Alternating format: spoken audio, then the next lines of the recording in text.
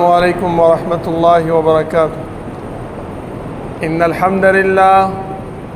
لله نحمده ونستعينه ونستغفره ونعوذ بالله من شرور أنفسنا ومن سيئات أعمالنا. من يهده الله فلا مضل له ومن يضلل فلا هادي له، وأشهد أن لا إله إلا الله وحده لا شريك له، وأشهد أن محمدًا عبده ورسوله. يا أيها الذين آمنوا اتقوا الله حق تقاته ولا تموتن إلا وأنتم مسلمون. يا أيها الناس اتقوا ربكم الذي خلقكم من نفس واحدة وخلق منها زوجها وبث منهما رجالا كثيرا ونساء، واتقوا الله الذي تساءلون به والأرحام، إن الله كان عليكم رقيبا. يا أيها الذين آمنوا اتقوا الله وقولوا قولا سديدا يصلح لكم أعمالكم ويغفر لكم ذنوبكم، ومن يطع الله ورسوله فقد فاز فوزا عظيما.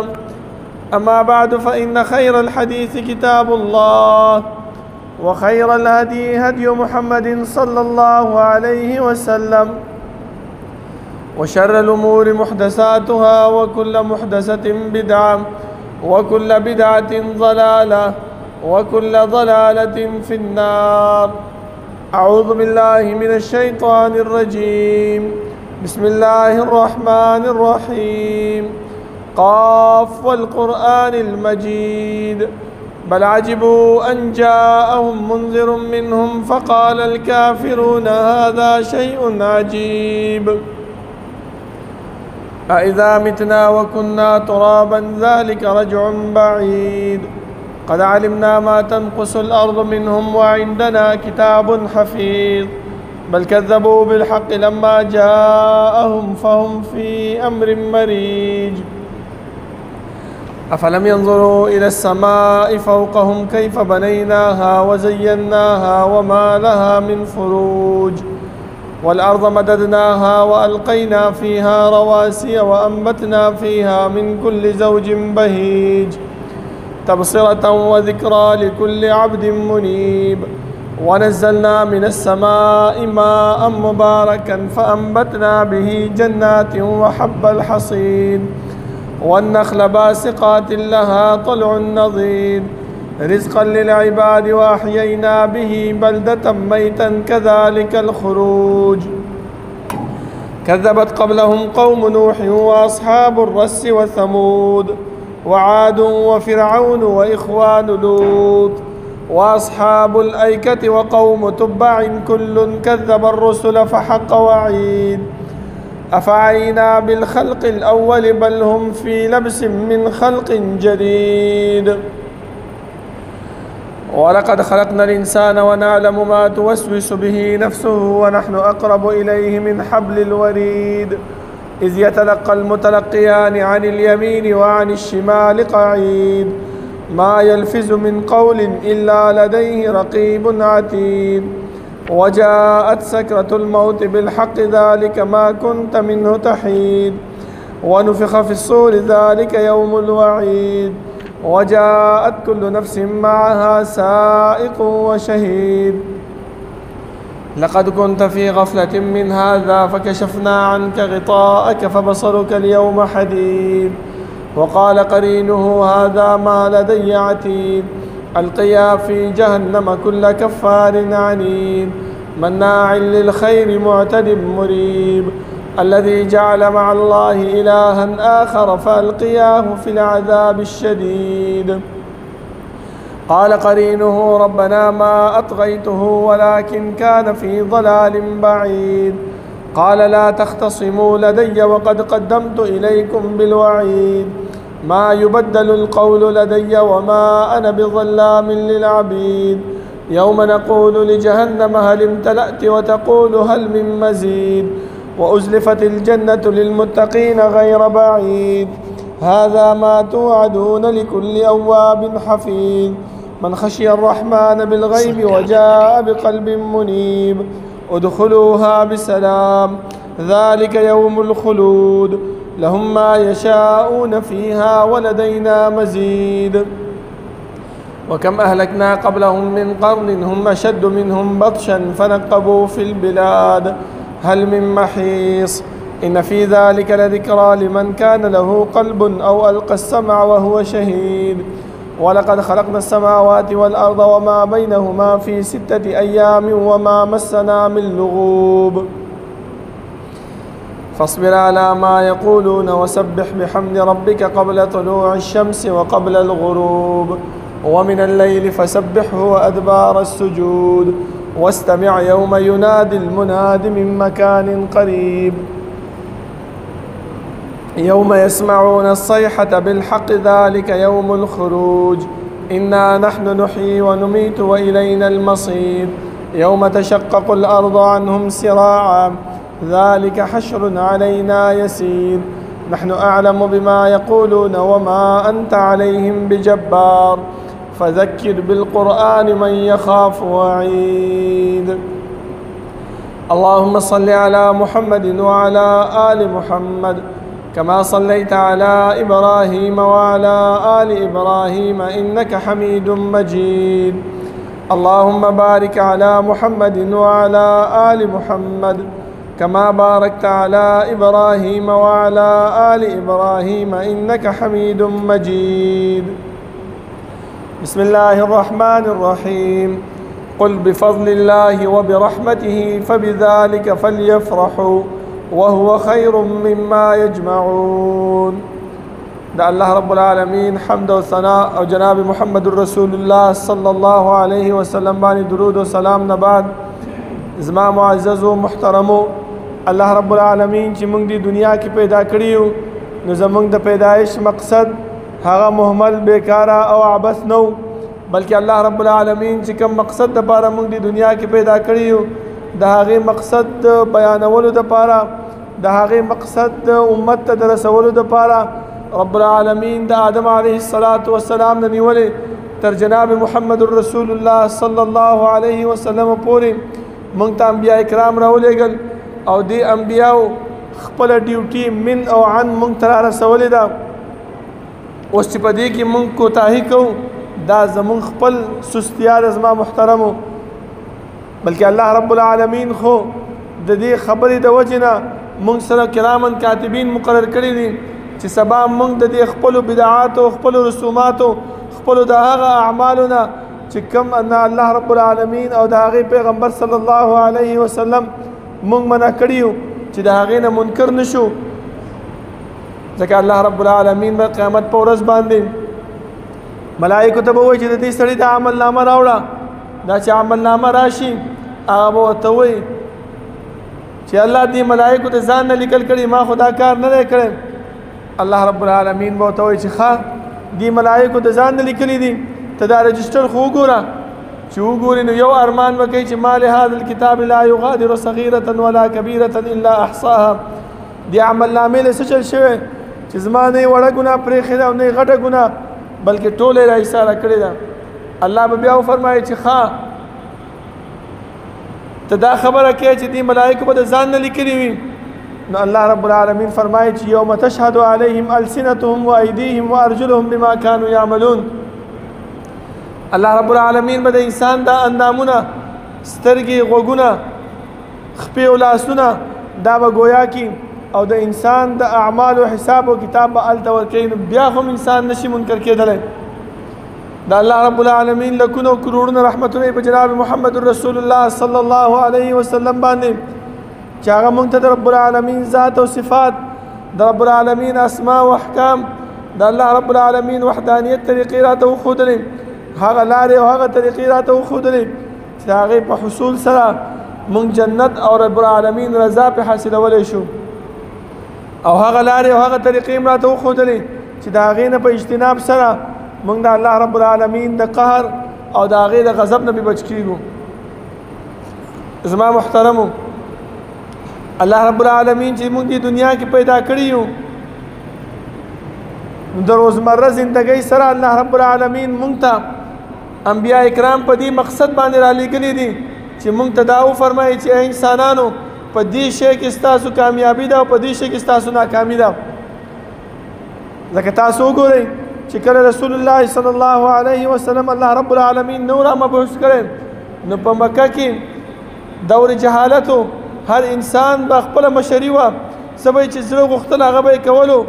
کمزورو خلکو دپاره به یو رنګې نظام و، د غټ مالدار خلکو دپاره عزتمن خلکو دپاره بل رنګې نظام و.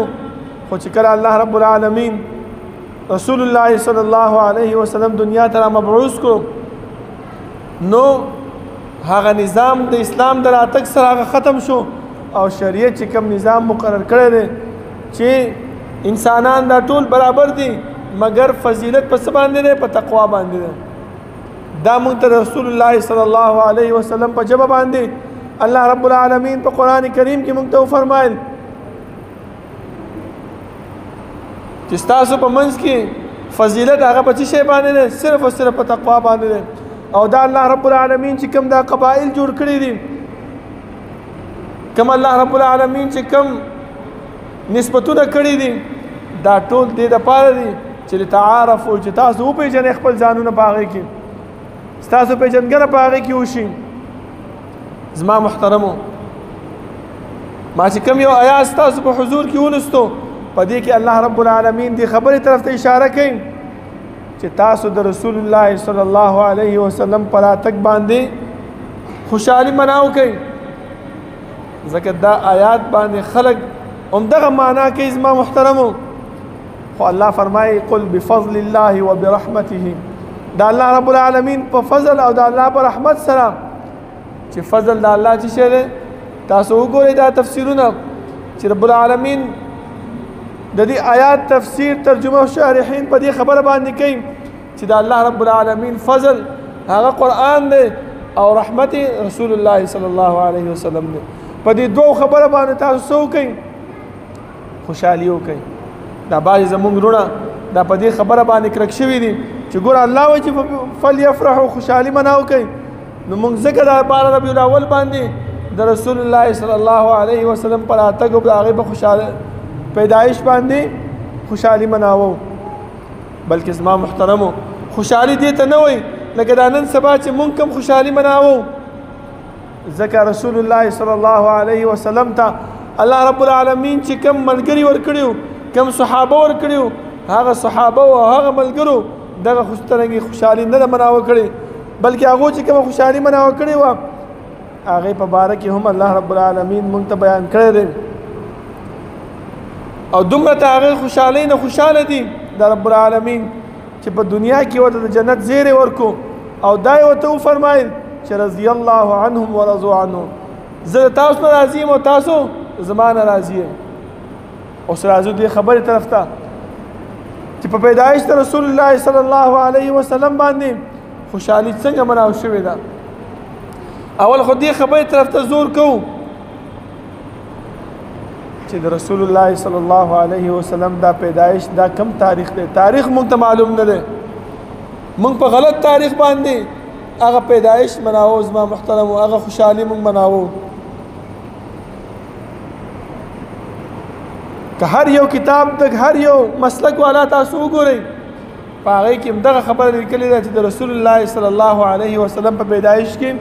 اختلاف دی، د هغې کې اتفاق نشته دی. بعضې خلک اتم یادوي، بعضې نهم یادوي او بعضې لسم د ربیع الاول یادوي. اما په وفات کې دا د ټولو متفقه فیصله ده چې د رسول الله صلی الله علیه وسلم وفات هغه په 12 د ربیع الاول باندې شوی دی. تاسو وګورئ زما محترمو د عیسی علیه السلام د دغه کېدو نه وروستو د رسول الله صلی الله علیه وسلم په پیدایش کې څومره وخت دی؟ 501 او نن سبا سویم چلیږي 1446. د دې معاقسه تاسو وکئ نو تاسو ته به خپله پته ولګي چې دا 12 ربیع الاول دا د رسول الله صلی الله علیه وسلم پیدایش تاریخ دا نه دی. اوس دلته الله رب العالمین چې موږ ته فرمایي چې فلیفرحوا خوشحالي وکئ.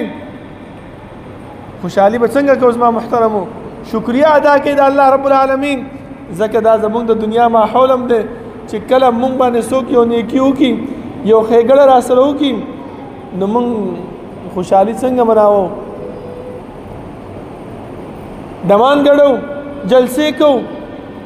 ډولونه دغه کوو نه بلکې مونږ د هغې خوشحالي څنګه مناوو داسې مناوو چې د هغه انسان شکریه ادا کوو چې الله رب العالمین د تا سره ښه وکړي ستا د شکریې تا ما څه دا نیکي وکړه دا ښېګړه دې را سره وکړله زما په دې مشکل کې ته په دغه ځای کې رالې الله رب العالمین تا سره ښېګړه او نیکي وکړي نو د الله رب العالمین شکریه مونږ به څنګه ادا کوو رسول الله صلی الله علیه وسلم د هغې طریقه هم مونږ ته ښودلې ده هغه دا دی زما محترمو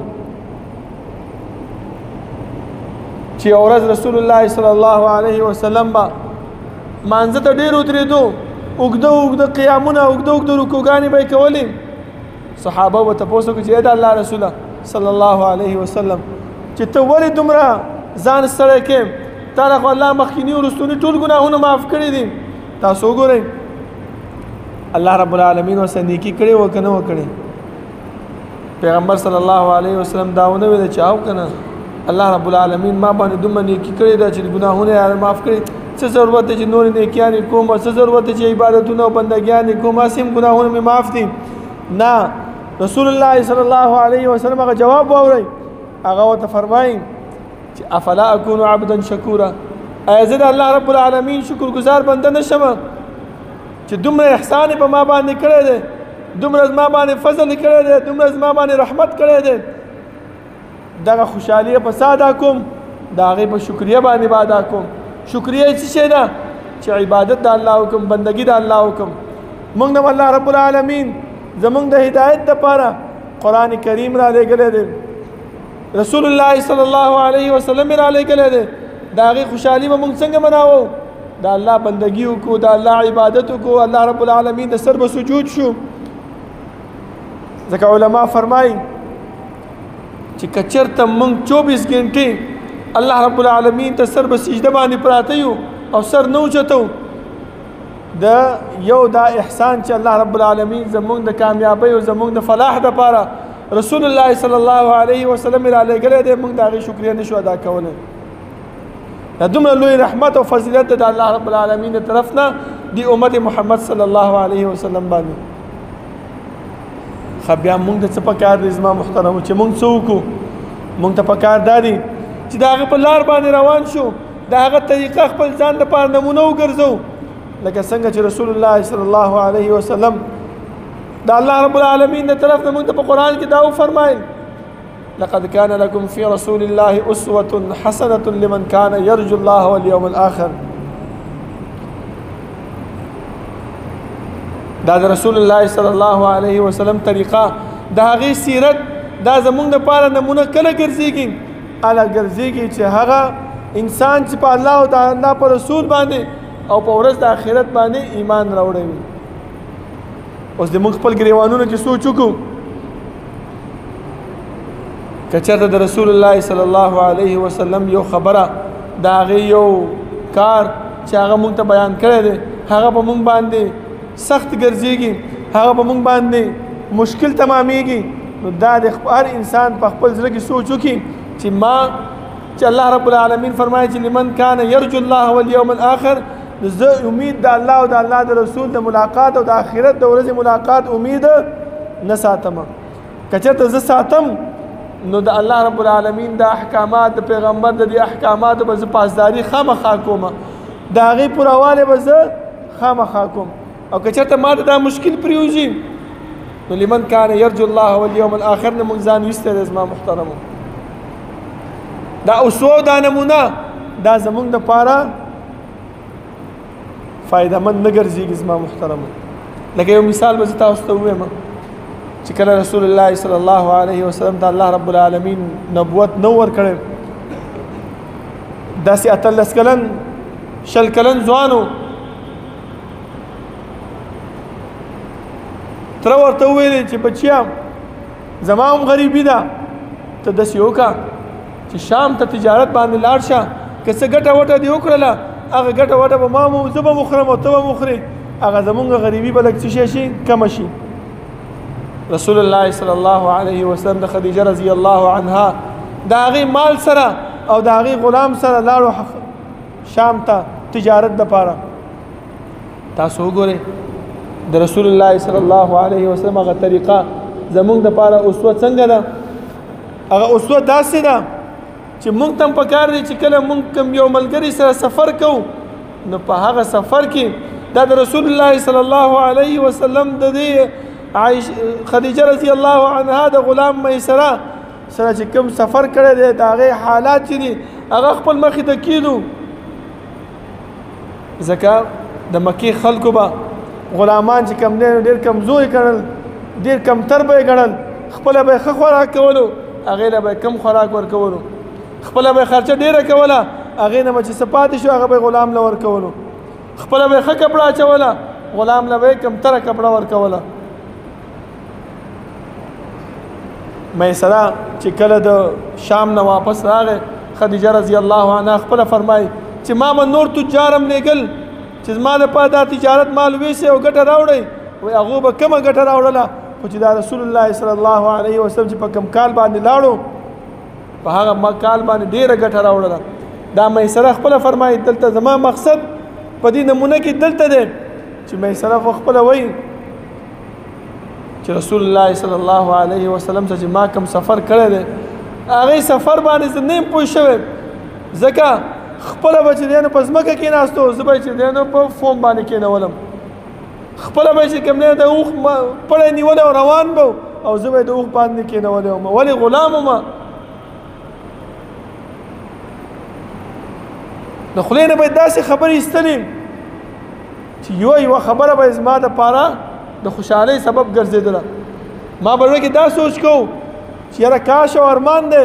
چې هر وخت کې دغه سړی زما سره په سفر باندې تللی چې زما دا سفر هم د خوشحالۍ به وی او زه به هم د خوشحالۍ وی. تاسو وګورئ نن سبا چې موږ چا سره سفر کوو اول خو خپل جیبونو ته تاله لګولې وي، د بل ملګري ته ګورو چې یاره دا ملګری به مې څه کوي او که نه به کوي، که څه نه کوي چې سفر نه واپس راشو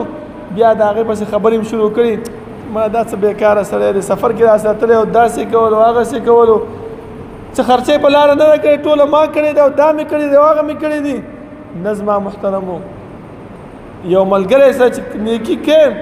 او د رسول الله صلی الله علیه وسلم اسوه ځان جوړی نو په دې نمونه باندې د هغې په دې زندګۍ باندې به روانې هغه به په خپل زندګۍ کې څه کوي زما محترمو خپلی به الا به مونږ کامیاب یو، الا به فلیفرحو باندې به زمونږ عمل کېږي چې الله فرمایي چې په دې پر راتګ باندې تاسو څه وکئ خوشحالي وکړئ. دا خوشحالي څنګه کېږي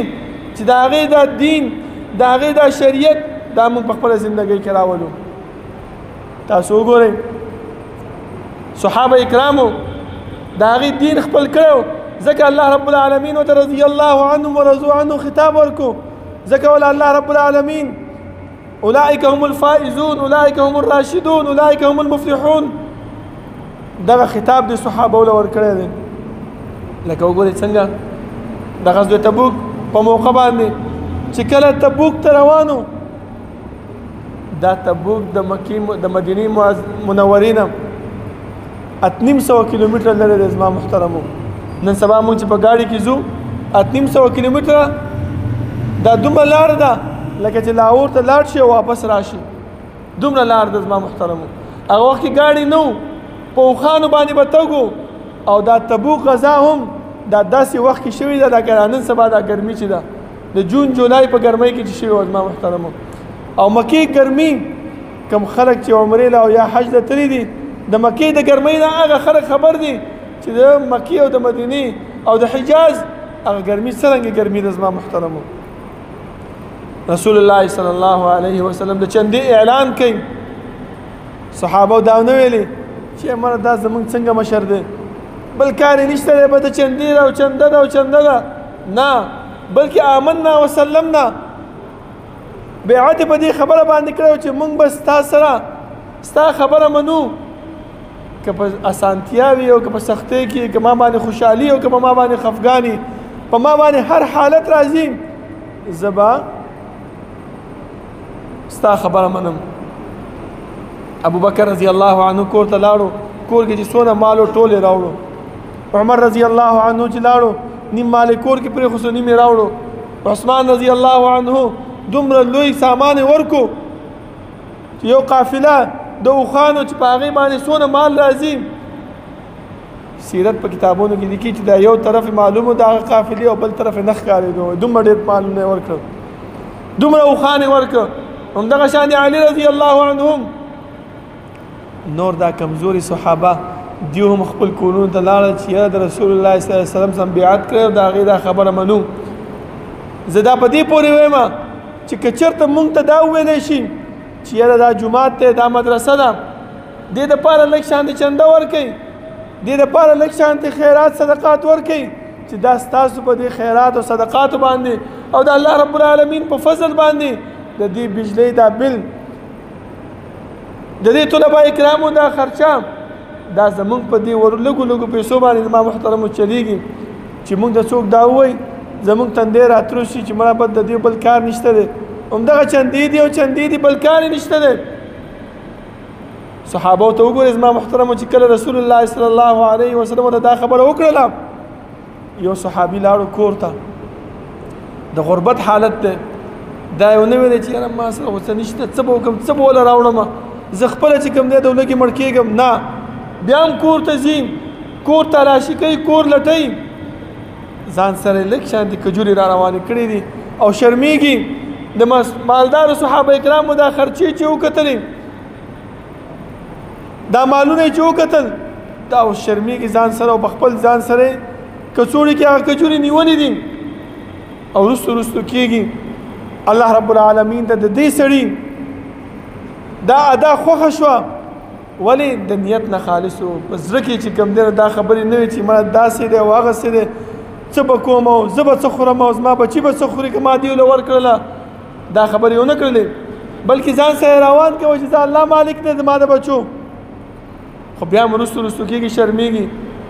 الله رب العالمین ته د هغې انسان دا ادا دومره خوښه شوه چې د اووه اسمانونو بره نه وحی رالیږي رسول الله صلی الله علیه وسلم ته خبر ورکوي چې دا الله رسوله ستا دا یو ملګری یو صحابي د نورو خو ډېرو مال ورکړه خو دا یو صحابي را روان دی لږ شانتې کجوري ورسره دی او شرمېږي ځکه دا دومره مالونه چې وکتل د دې په مناسبت باندې هغه هېڅ هم نه دي او هغه شرمېږي نشي راتلی ستا خواله ورشه استازی ولېږه هغه صحابي راوغواړه او د هغې نه دا مال قبول کړه تاسو وګورئ زما محترمو دومره د الله رب العالمین دا ادا خوښه شوه ولې هغو چې دی نو دا د رسول الله صلی الله علیه وسلم دا سیرت د هغې دا نمونه خپل کړې وه لمن کان یرجو الله والیوم الاخر ولې د الله او د الله د رسول او د ورځ د آخرت باندې ایمان او د هغې یقین او امید یو چې یاره الله سره به ملاوېږم یاره پیغمبر سره به ملاوېږم یاره د ورځ د آخرت کې ما نه حساب و کتاب کېږي نو چې هغه کجورې راوړې زما محترمو لږې شانتې وي خو د الله رب العالمین هغه انداز او هغه ادا هغه یې خوښه شوه مونږ ته هم پکار دی چې مونږ هم دغه ادا او دا انداز دا خپل ذهن کې راولو خپله زندګۍ کې واچو چې بیا مونږه فلیفرحوا باندې هم عمل وشي او لقد کان لکم فی رسول الله اسوة حسنه په دې باندې هم زموږ عمل راشي الله رب العالمین نه دعا ده چې رب العالمین د عمل کولو توفیق راکړي او الله رب العالمین زموږ زندگی دا د رسول الله صلی الله علیه وسلم د سیرت او د هغې د زندگی په شان دی وګرځئ چې کوم حکم هغه موږ ته کړی دی په کوم لاره باندې چې موږ روان کړي یو که موږ څوک په هغه لاره باندې روانې د هغې طرف ته موږ ته ترغیب راکوي نو خپل تندی نه دي ترشول پکار خپل ځان کې خپل زړه کې داسې خبره نه دي راوستل پکار چې مړه د دې خو بل کار نشته دی دغه کارونه یې دا دې نه تنګ رالو زه به څه کوم زما بچي به څه کوي نه ته د الله رب العالمین د رضا دپاره قدم اوچت کا الله به ستا مدد کوي ان تنصر الله ینصرکم که ته د الله رب العالمین سره کومک وکړي د هغې په لاره کې ورکړي څه شی الله به ستا سره مدد وکړي ستا ښېګړه ستا پریشانیان ستا مشکلات به حل کړي اقول قولي هذا واستغفر الله لي ولكم ولسائر المسلمين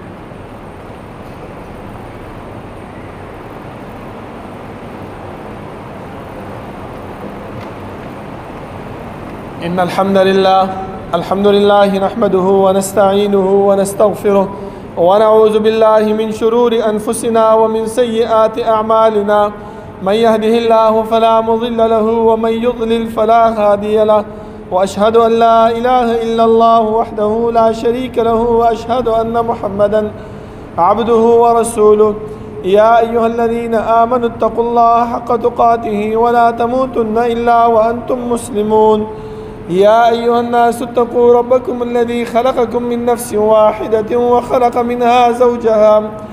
وبث منهما رجالا كثيرا ونساء، واتقوا الله الذي تساءلون به والأرحام إن الله كان عليكم رقيبا. يا أيها الذين آمنوا اتقوا الله وقولوا قولا سديدا يصلح لكم أعمالكم ويغفر لكم ذنوبكم، ومن يطع الله ورسوله فقد فاز فوزا عظيما. أما بعد، فإن خير الحديث كتاب الله، وخير الهدي هدي محمد صلى الله عليه وسلم، وشر الأمور محدثاتها، وكل محدثة بدعة، وكل بدعة ضلالة، وكل ضلالة في النار. بسم الله الرحمن الرحيم. لقد من الله على المؤمنين إذ بعث فيهم رسولا منهم يتلو عليهم آياته ويزكيهم ويعلمهم الكتاب والحكمة وإن كانوا من قبل لفي ضلال مبين. زما محترمو، الله رب العالمین چې مونږ ته زمونږ د کامیابی او زمونږ د فلاح دپاره کوم پیغمبر چې رالیږلی دی، د دې پیغمبر په راتګ باندې الله رب العالمین په مونږ باندې احسان کوي، مننه نه کوي چې انسانانو لقد من الله على المؤمنين إذ بعث فيهم رسولا منهم. الله رب العالمین په تاسو باندې اثباتنه او احسان کوي چې تاسو ته پیغمبر رالیږلی، ستاسو د جنس نه، ستاسو په شان انسان دی. کار یې څه شی دی؟ یتلو علیهم آیاته ویزکیهم، په تاسو باندې قرآن کریم آیاتونه رالیږي، لولي په تاسو باندې، او چې کوم سیرت او شریعت هغه خپل کړی دی هغه تاسو ته بیانوي. په څه باندې؟ خپل په زندګۍ باندې. د هغه زندګي لوستل پکار دی زما محترمو، چې دا پیغمبر مونږ ته څنګه احکامات بیان کړي چې الله وایي لقد کان لکم فی رسول الله اسوة حسنه. دا اسوه څنګه ده؟ ویزکیهم، او دا انسانان څه کې پاک کړي د شرک نه، د بدعاتو نه. د شرک او د بدعاتو نه مونږ څنګه پاک کړو زما محترمو؟ کم دین کم شریعت چې هغه مونږ ته ښودلی دی په هغې باندې عمل پیرا سره مونږ د دې شرک او د بدعاتو نه پاکېږو. کم عمل چې مونږ کوو په هغه عمل باندې سوچ وکړو چې آیا په دې کې د الله او د الله د رسول حکم شته او که نشته. که نه نو ګوره د شیطان هغه خبره یاد وساتئ په ذهن کې چې هغه د الله سره دا وعده کړې وه چې لأزینن لهم فی الارض ولأغوینهم اجمعین. الله تا خو زه ورټلم، خو دا ستا بندګان نه دي، دا به زه، دا د ګناه عمل، دا د بدعاتو عمل، دا به ورته د ثواب په نیت باندې پیش کوم، او دیو به د توبه هم نه وباسي، استغفار به هم نه کوي، او په دې کې به مبتلا وي، د جنت په ځای باندې به جهنم ځای ګرځېږي. الله د څه فرمایل؟ الا عبادک منهم المخلصین. ازما نیکوکار بندگان، خالص بندگان، هغه به ستا د دې چلول نه بچ کېږي. ولې؟ د الله او د الله د رسول احکامات به ګوري چې یاره دا کار کوم، په دې کې د هغې څونه حکم دی، د پیغمبر په کې څونه حکم دی. نو هله به دې مخلص بندګانو کې راځو. هر انسان دې اوس خپل ځان سره سوچ وکړي چې آیا زه په هغه مخلص بندګانو کې د الله یم او که نه یم؟ که نه یو نو نن نه دا عهد وکړو، دا قصد وکړو چې یاره دې مخلص بندګانو کې خپل ځان شامل کوم. ځکه الله بیا آخره کې فرمایي وإن كانوا من قبل لفي ضلال مبين. انسانانو په دې خبره باندې غوږونه خپل کلاو کوي چې دا پیغمبر نو راغلی، د دې راتګ نه مخکې تاسو په ګمراهۍ کې وئ. که چېرته ما دا پیغمبر نه وی رالیږلی تاسو به ګمراه وئ، تاسو به د جهنم دغه جوړ شوي وئ، سکارو جوړ شوي وئ. ځکه الله فرمایي چې د جهنم سکاره چې شی دی انسانان دي او دا کاڼي دي. نو پکار دا دی زما محترم په دې اسوه باندې، په دې نمونه باندې، په دې دین او شریعت باندې عمل کولو سره ویزکیهم، او ځان پاک کو په دې سره چې موږ د دې جهنم سکاره جوړ نشو، او الله رب العالمین زموږ دا زندگی دا خطی رکھی دا 50 کاله 80 کاله 80 کاله چې کوم زموږ عمر دی په دې کې چې کوم موږ محنت کړی دی کوم کوشش کړی دی چې سبا موږ الله رب العالمین مخې ته ودرېږو الله رب العالمین زموږ ته ووایي چې زه ما دا ټول قبول کړي دي او زه جنت ته لاړ شم که نه نو په دې باندې که موږ عمل ونه کړو دا 50 کاله 80 کاله زندګي زموږ د هسې برباد او عبث ده سبا چې د الله رب العالمین مخې ته ودرېږو الله به راته وایي چې زه یو عمل هم دله نه دی قبول کړی او ملائکو ته به وایي چې پړ مخې جهنم ته راکاږي الله رب العالمین نه دعا ده چې الله رب العالمین د عمل کولو توفیق راکړي او الله رب العالمین زموږ اعمال خپل دربار کې قبول کړي او هغه اعمال زموږ د سرزد کې په زموږ په دې ژوندۍ کې چې په هغې باندې موږ کامیابیږو او رب العالمین زموږ نه پرې خوشحالېږي ربنا لا تزغ قلوبنا بعد إذ هديتنا وهب لنا من لدنك رحمة إنك أنت الوهاب ربنا اغفر لنا ولإخواننا الذين سبقونا بالإيمان ولا تجعل في قلوبنا غلا للذين آمنوا ربنا إنك رؤوف رحيم ربنا لا تؤاخذنا إن نسينا واخطأنا ربنا ولا تحمل علينا إصرا كما حملته على الذين من قبلنا ربنا ولا تحملنا ما لا طاقة لنا به واعف عنا واغفر لنا وارحمنا أنت مولانا فانصرنا على القوم الكافرين سوفنا برابر کې نږدې ودرېږي